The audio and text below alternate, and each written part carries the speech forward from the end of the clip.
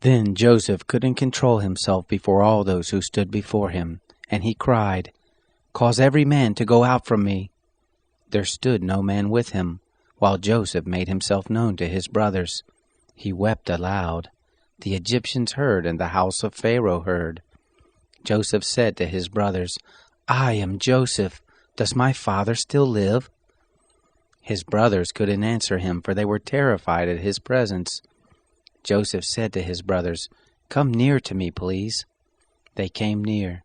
He said, "I am Joseph, your brother, whom you sold into Egypt.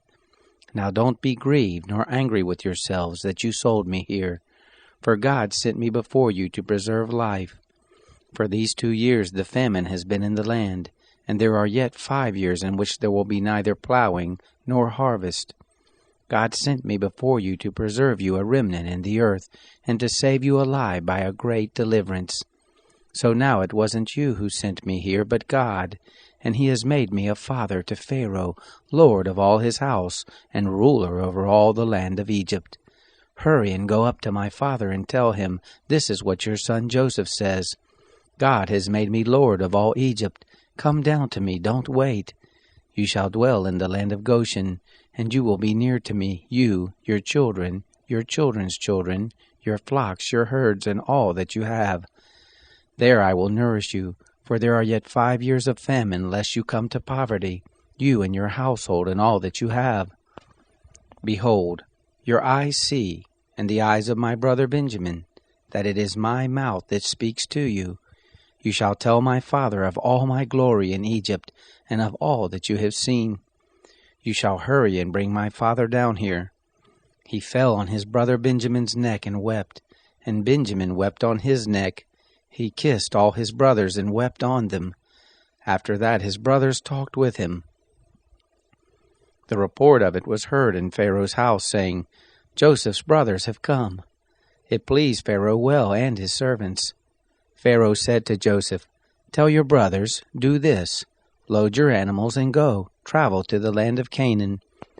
Take your father and your households and come to me, and I will give you the good of the land of Egypt, and you will eat the fat of the land.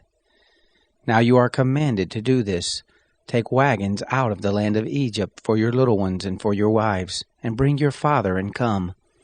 Also don't concern yourselves about your belongings, for the good of all of the land of Egypt is yours."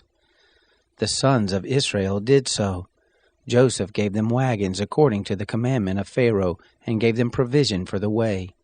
To all of them he gave each man changes of clothing, but to Benjamin he gave 300 pieces of silver and 5 changes of clothing. To his father he sent after this manner: 10 donkeys loaded with the good things of Egypt, and 10 female donkeys loaded with grain and bread and provision for his father by the way.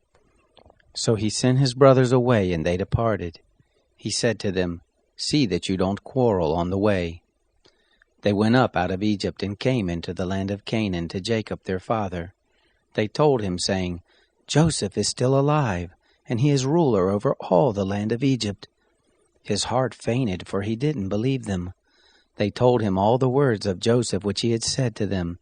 When he saw the wagons which Joseph had sent to carry him, the spirit of Jacob their father revived. Israel said, "It is enough. Joseph my son is still alive.